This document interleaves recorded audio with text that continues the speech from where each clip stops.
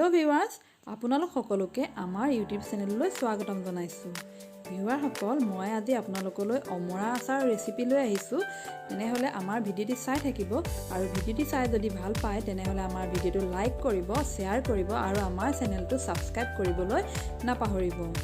ভিউৱাৰসকল আজি ভিডিঅ'ৰ শেষত মই আপোনালোকলৈ এটা কিচেন টিপছ লৈ আহিম। গতিকে আমাৰ ভিডিঅ'টো শেষলৈকে চাই থাকিব আৰু ভিডিঅ'টি চাই কেনে পালে আমাক কমেন্ট কৰি জনাব। তেনেহলে বলকচোন আজি ভিডিঅ'টো ষ্টাৰ্ট কৰো। ভিউৱাৰসকল এতিয়া মে মাহ চলি আছে। মে আৰু জুন মাহত অমৰা আচাৰ বনাবৰ কাৰণে জোখৰ সময় হয়। মই অমৰা চিঙি আনি ঠাৰিৰ পৰা এৰুৱাই এটা গামলাত জমা কৰি ললো। এতিয়া মই অমৰাখিনি ভালদৰে ধুই লম যাতে ইয়াত কোনো লেতেৰা নাথাকে আৰু এটা ফটা থকা খৰাহিত মই অলপ সময়ৰ কাৰণে পানীখিনি যাবলৈ দিম। আমাৰ অমৰাৰ পৰা পানীখিনি গ'ল ভালদৰে। এতিয়া মই ইয়াক নিজৰ শেপত কাটি লৈছোঁ। আপোনালোকে নিজৰ ইচ্ছা অনুসৰি যেনেকুৱা শেপত কাটিব বিচাৰে কাটি ল'ব।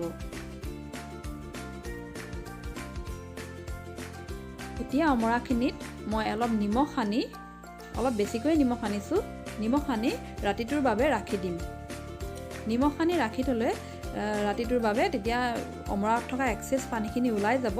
তেতিয়া অমৰা আচাৰখিনি বহু দিনলৈ ভালে থাকিব আৰু আচাৰখিনি খাবলৈ কোমল হ'ব। পিছদিনাখনি মই 4 ঘণ্টাৰ বাবে ইয়াক ৰ'দত ৰাখি দিম। ভিউৱাৰসকল আজি আমাৰ ইয়াত ৰ'দ নিদিলে সেয়েহে মই ইয়াৰ যিখিনি পানী আছিলে এক্সেছ পানীখিনি মই ষ্টেনাৰত ড্ৰেইন হ'বলৈ দিছোঁ। আমাৰ অমৰাখিনিৰ কালাৰ চেঞ্জ হৈ গ'ল। এতিয়া আমাৰ অমৰাখিনি আচাৰ বনাবৰ কাৰণে ৰেডি হৈ গ'ল। মছলাৰ বাবে মই চফ ললোঁ কেইটামান, শুকান জলকীয়া লৈছোঁ, সৰিয়হ গুটি কেইটামান লৈছোঁ আৰু লৈছোঁ 5 ফোৰণ।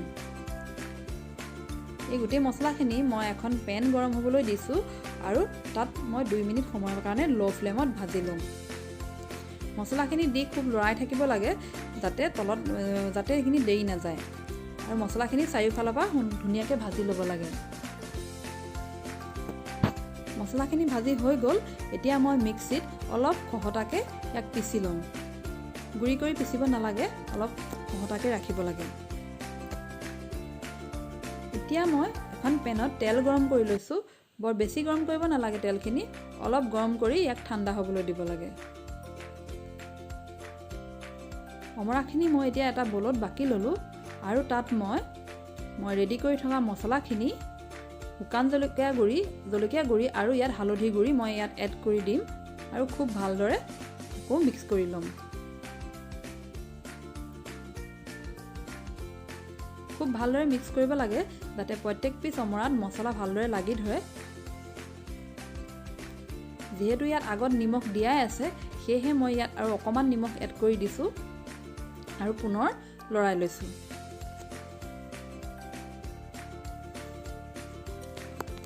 এতিয়া ইয়াত মই তেলখিনি লাহে লাহে এড কৰি দিম। মছলাত তেল সদায় আচাৰখিনি ডুব যোৱাকৈ দিব লাগে। এতিয়া মই অলপ তেল দিছোঁ। যেতিয়া মই বটলত ভৰাম তেতিয়া মই আচাৰখিনি ডুব যোৱাকৈ তেল ভৰাই থ'ম। তেতিয়া আচাৰখিনি বহুত দিনলৈ ভালে থাকিব। এতিয়া মই আচাৰখিনি মিক্স কৰি লৈছোঁ। মছলাখিনি বেছি গুড়ি নাই কৰা, কাৰণ যেতিয়া আমি আচাৰ খাওঁ আমাৰ দাঁতত যদি মছলা লাগে তেতিয়া খাই খুব ভাল লাগে। সেয়েহে বহুত বেছি গুড়ি কৰিব নালাগে। এয়া আজি আমাৰ প্ৰায় আচাৰ ৰেডি হৈ গৈছে।